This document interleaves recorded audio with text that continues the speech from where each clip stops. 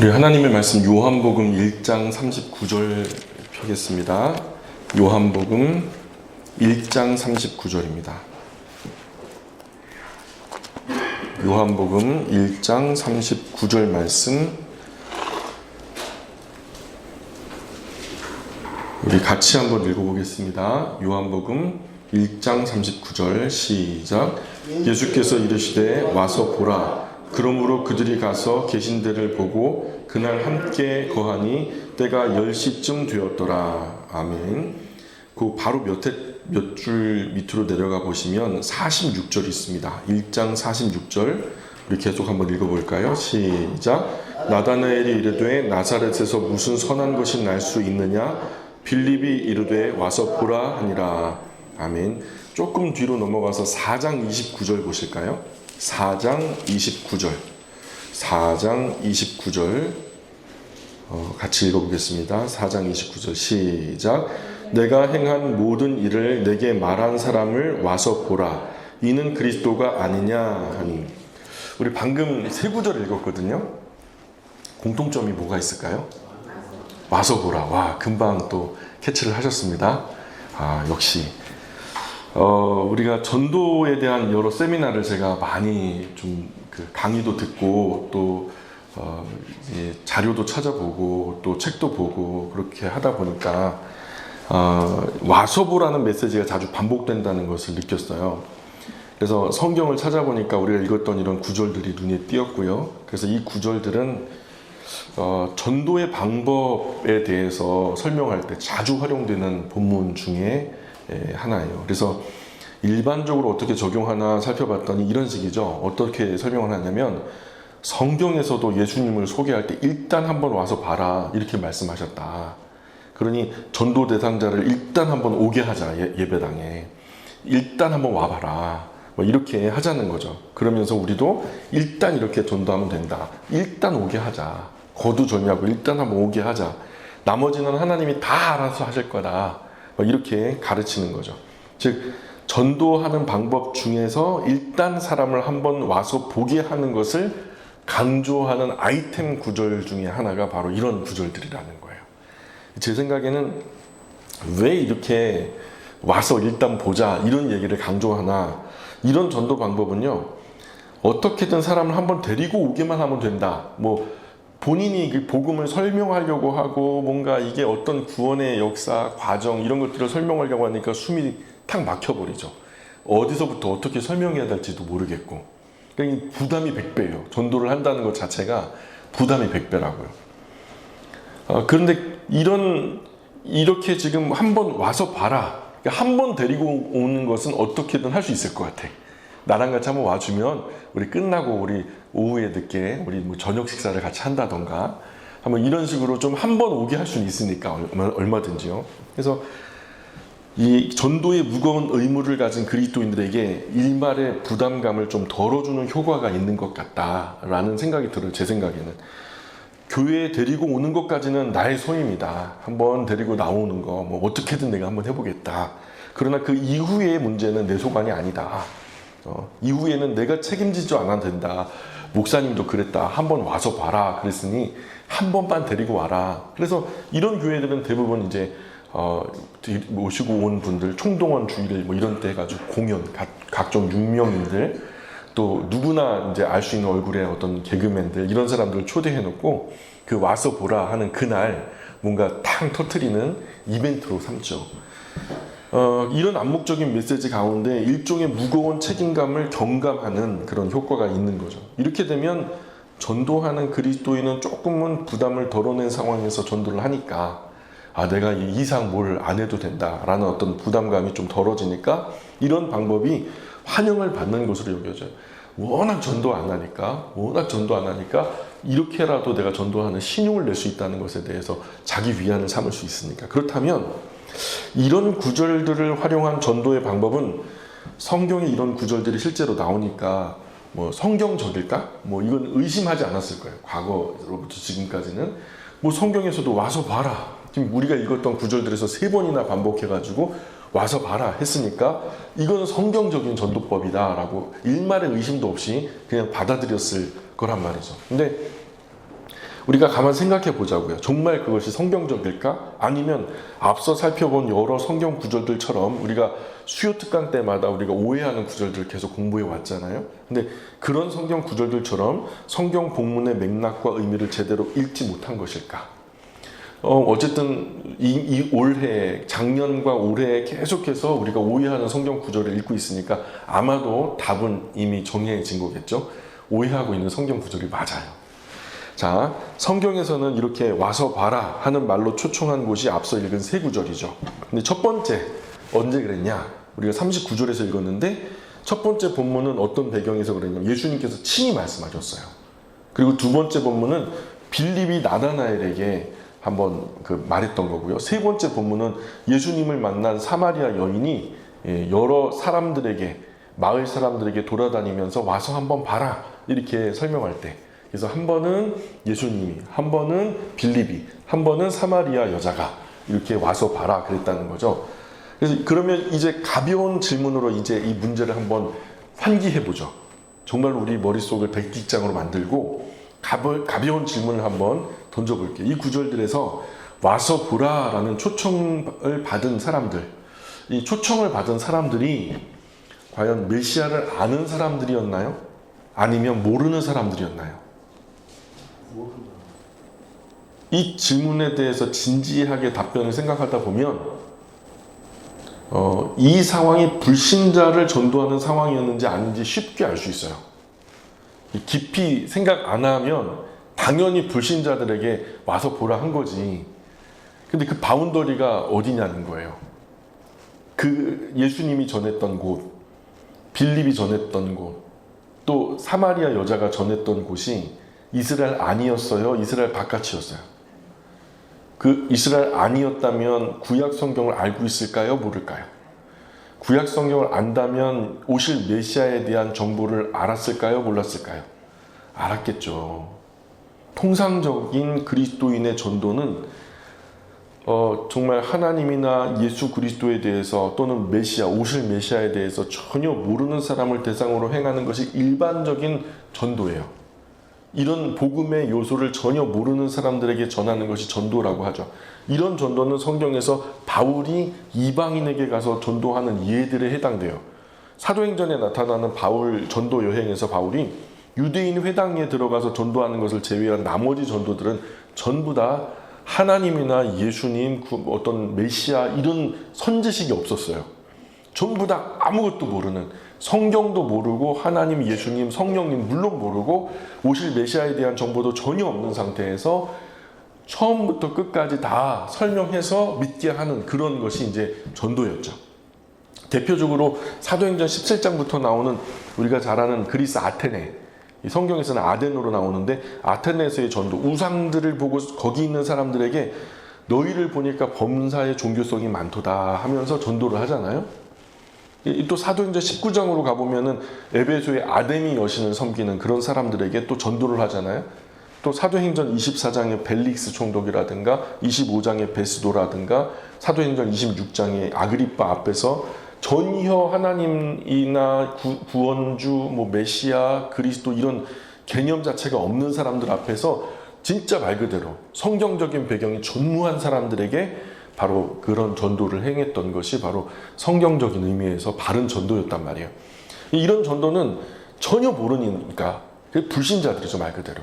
즉 구세주 메시아, 성경 전혀 알지 못하는 사람들에게 전했던 전도였어요. 그러나 이런 성격의 전도가 기존 언약 백성을 향할 때도 있었어요. 다시 말해서 우리가 아는 야곱의 아들들로 이루어진 이스라엘 12지파로, 그죠? 이스라엘이라고 통칭되어지는 북왕국 이스라엘이나 남왕국 유다 같은 것을 남북 왕조 통틀어서 전체를 바라볼 때 전자의 경우 우리가 앞서 전혀 하나님을 알지 못하던 사람들에게 유대인의 거부로 인해서 구원의 복음의 은혜의 문이 열린 것에 해당하는 거죠. 유대인들이 거절하니까 이제는 하나님께서 그 환상 중에 보자기 환상 아시죠? 온갖 더러운 것들을 이게 내가 정결케 했으니 먹어라 그런데 이게 이방인을 상징하는 거거든요. 그래서 그때부터 이방인에 가갖고 전도를 하게 되었다. 그래서 유대인들이 거절하니까 이방인들에게 구원의 문이 열렸던 것을 우리가 잘 알아요. 이미 여러 번 반복했으니까. 이런 열린 것에 해당되는데, 그러나 후자의 경우에 전혀 성경적인 배경 지식이 없는 경우에는 그들이 기존의 구약 성경을 통해서 알고 있던 메시아가 바로 예수님이었다. 다시 말해서 그런 것들을 가르쳐 주거나 그들이 예수 그리스도를 거역했으므로 이스라엘이 심판이 이르렀다는 것을 전하기 위한 전도였어요. 그저 배경적인 지식이 있는 사람들은 말하면 알거든요. 메시아 하면 다 알거든요. 그때로부터 지금까지 계속 오신다고 하셨던 그분, 우리를 구원하실 그분, 그게 정치적인 구원인지 영적인 구원인지는 알지 못하지만 우리를 구원하실 그분에 대한 지혜가 있었단 말이죠. 그래서 다시 말해서 이 이스라엘 12지파, 북왕국이든 남왕국이든 이들에 대한 전도는 다시 말해서 이제 바른 정보의 갱신 정도로밖에는 되지 않죠. 예. 자기들이 알고 있었던 구약 지식에 뭔가 새로운 정보를, 그 오실 메시아가 오셨다, 그분이 바로 이분이다 라는 것까지는 이제 전할 수 있는 근거는 있는 거죠. 그렇다면 요한복음 우리가 읽었던 이 본문들, 우리가 즐겨 써먹을 때 불신자들에게 나갈 때 한번 다른 건 모르겠고 일단 와서 한번 봐라 라고 전하라고 그렇게 전도 방법을 강론할 때에 지금 이 요한복음의 이 본문들은 둘 중에 어느 쪽에 속할까? 이미 배경적인 지식이 있는 사람들을 향한 전도인가, 아니면 전혀 배경 지식이 없는 사람을 향한 전도일까? 요한복음 일단 1장 39절, 일단 첫 번째 우리가 살펴봤던 예수님께서 와서 봐라 하신 말씀의 대상은 누구였냐면 세례 요한의 제자들에게 오실 그분이 예수님입니까? 라고 물으니까 우선 일단 와서 봐 그랬거든요. 이 사람들은 하나님에 대해서 잘 알고 있는 사람들이죠. 에스네파, 아주 신실한 사람이에요. 구약 성경을 자기 손으로 필사할 만큼 이 사람들은 되게 경건파예요. 그래서 막 자기들이 성경을 필사하다가 사실 쿰란에서 큐문서라고 이제 지금 신약 성경의 주요한 어떤 사본이 되어지는 그 문서가 어디서 발견됐냐면 쿰란이라고 하는 지역 동굴에서 발견된, 양치기가 어느 동굴에다가 돌을 던졌는데 쨍그랑하고 깨지는 소리가 나서 들어가 보니까 막 이제 항아리마다 두루마리가 담겨 있고 진흙으로 이제 감싸져 있는 토판이 발견됐는데 그게 지금 우리 신약 성경의 많은 부분에 해당되는 거예요. 그래서 그걸 누가 했냐? 에스네파가 한 거예요. 뭐 전쟁 속에 수많은 제국의 어떤 알력 다툼 속에서도 이 경건한 하나님의 말씀을 지키자 해가지고 그들이 이렇게 유지 보존했던 그런 자료들이 후세에 얼마 전에 발견됐던 그런 내용들인데, 바로 그 배경이 되는 사람이 세례 요한과 그 제자들이거든요. 사실 굉장히 경건한 무리들이었어요. 이 사람들은 하나님에 대해서 잘 알고 있는 정도가 아니죠. 막 필사를 하다가요, 하나님의 이름이 나오잖아요. 이름이 나오면요, 하나님 이름을 딱 적고요, 이제 붓을 꺾어요. 쓰던 붓을 꺾는 거예요. 그리고 바깥에 나가요. 물도 없는 그 나라에서 샤워를 하는 거예요. 목욕제계를 하고 와서 다시 새 펜을 준비해요. 그리고 새로운 먹물에다 찍어갖고 다시 거기서부터 시작하는 거예요. 하나님의 이름이 딱 들어가는 순간 그 사람들은 전혀 몸가짐 마음가짐부터 완전히 새롭게 해서, 우리가 한 구절에 몇 번 나오는 경우도 있잖아요. 그래도 예외 없어요. 무조건 그렇게 한다고. 얼마나 자신에게 경건의 어떤 잣대가 높았는지 몰라요. 근데 이런 사람들이 하나님을 몰랐다? 그건 아니죠. 하나님 되게 잘 아는 사람들. 구약 성경을 통해서 하나님 말씀에 대해서도 아주 잘 알고 있는 사람들이었다는 거죠. 이들은 절대적으로 후자에 속한 사람들이잖아요. 마찬가지로 요한복음 1장 46절, 우리가 두 번째 읽었던 본문 와서 봐라, 역시 복음을 듣지 못한 사람들에게 대한 전도가 전혀 아니었어요. 빌립이 먼저 예수님을 만났잖아요. 그죠? 그리고 이를 통해서 예수님이 메시아이심을 확인한 거예요. 누가? 빌립이 확인해. 그래서 나다나엘은 이미 너무나 경건한 사람으로서 동네 사람들이 다 알고 있었어요. 그래서 그런 나다나엘에게 와서 봐라. 나중에 너 무화과나무 아래 있을 때부터 난 널 봤다. 널 안다. 예수님이 그러신 거 보고서는 진짜 그 메시아 맞다고 막 그러면서 이제 놀라는 그 모습 보잖아요. 그러니까 이 나다나엘에게도 성경적인 선지식이 있었다는 거죠. 그래서 이런 말을 하기 직전 구절에는 뭐라고 나오냐면 요한복음 1장 45절에 빌립이 나다나엘을 찾아 이르되 모세가 율법에 기록하였고 여러 선지자가 기록한 그 일을 우리가 만났으니 요셉의 아들 나사렛 예수니라 이렇게 말하거든요. 그러니까 지금 만에 하나 왜 빌립이 나다나엘에게 와서 봐라 이렇게 말했어요? 그것은 빌립이 예수님을 보고 이분이 바로 모세가 율법에 기록하였고 이렇게 하잖아. 그러니까 모세의 율법을 모르는 사람이 그 기록된 내용이 뭔지 알고 여러 선지자들이 기록한 여러 선지자들의 기록 우리가 알고 있는 선지서, 소선지서, 대선지서 이런 성경을 이미 다 알고 있었던 사람이라는 것이 증명이 되는 거예요. 이런 모세의 율법도 알고 여러 선지자들의 글도 아는 사람이 그 안에 기록된 내용대로 오실 그분에 대한 이야기, 그 사람에 대한 이야기가 있는데 그 오시기로 하셨던 분이 오셨다. 바로 그분이 요셉의 아들 나사렛 예수님이다 라고 소개를 하는 거예요. 확신했기 때문에 빌립이 나다나엘에게 그분이 바로 이분이야 라고. 자, 그런데 이런 방식을 모세도 모르고 율법도 모르고 선지자들도 모르는 사람에게 어떻게 적용할 수 있겠어요?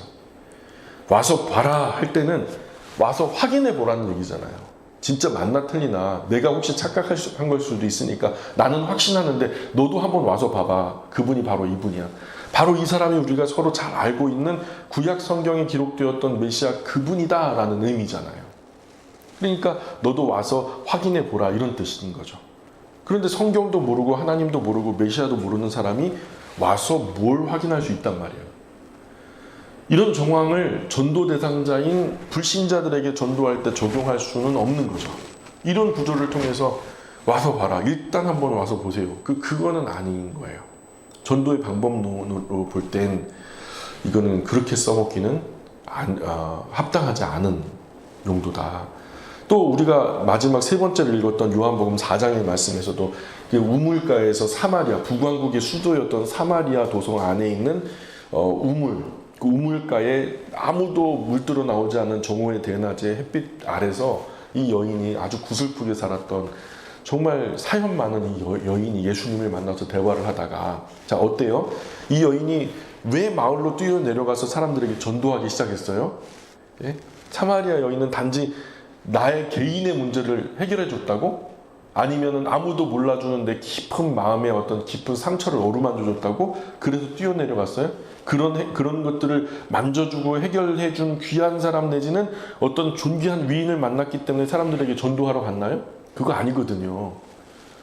그녀는 예수님과 대화 중에서 야곱의 우물에 대해서 대화가 나눴어요. 그래서 이 야곱을 대체할 너가 지금 이 야곱의 우물로서 물을 마시는데 이 물은 먹어도 금방 목마르지만 내가 주는 물은 목마르지 않아. 영원히 목마르지 않는 물이야 하면서 생명의 샘에 대한 이야기를 예수님께서 업데이트 시켜주시는 거죠. 그래서 그러면은 이분은 뭔가 아는 분이다. 뭔가 아는 분이다.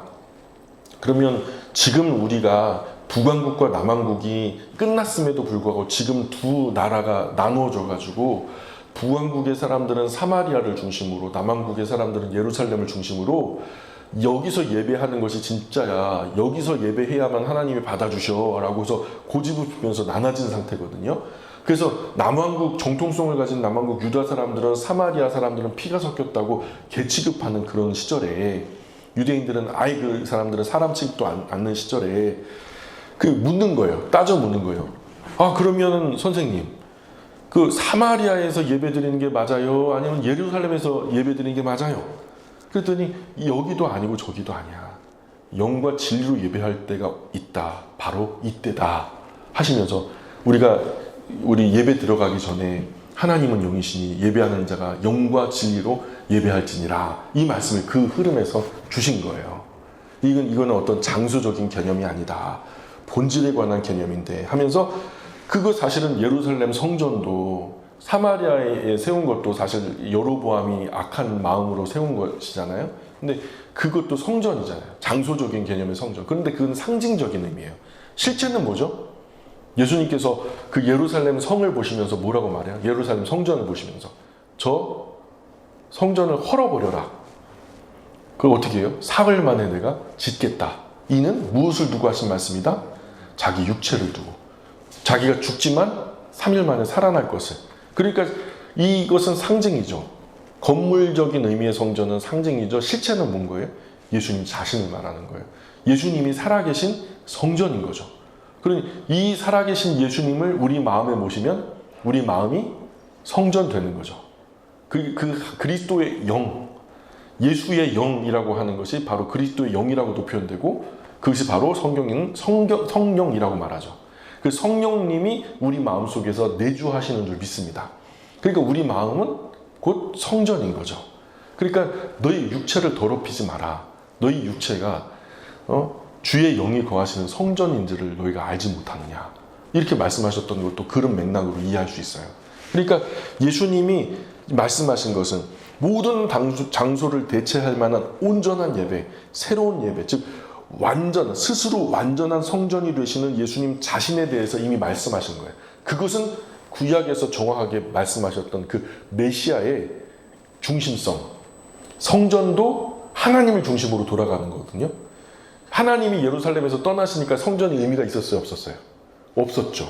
근데 하나님이 돌아오시니까 그 성전이 의미가 생겼죠. 그런 것처럼 그 성전의 실체가 되시는, 상징이 아니라 그림자가 아니라 실체가 되시는 예수님 자신에 대해서 말씀하시면서 그 메시아가 지금 네 눈앞에 있다, 이 말씀을 하신 거예요. 근데 이 사마리아 여인이 참 복이 있는 것은 참 기구한 인생을 살았지만 들을 귀가 있었다는 거예요. 그분이 메시아라는 것을 단번에 이해하게 된 거죠.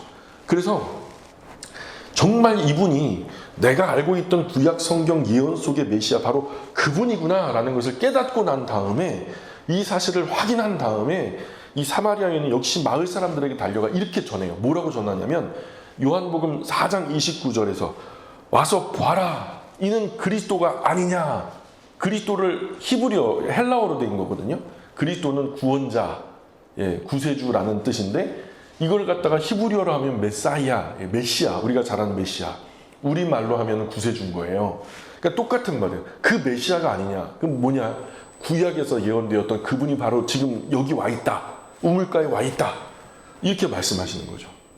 그렇게 메시아를 선포하며 이 여인이 다닌 거예요. 뭐라고 했어요? 사람들에게, 마을 사람들에게 들어가서 와서 봐라, 너희도 확인해 봐라. 그죠?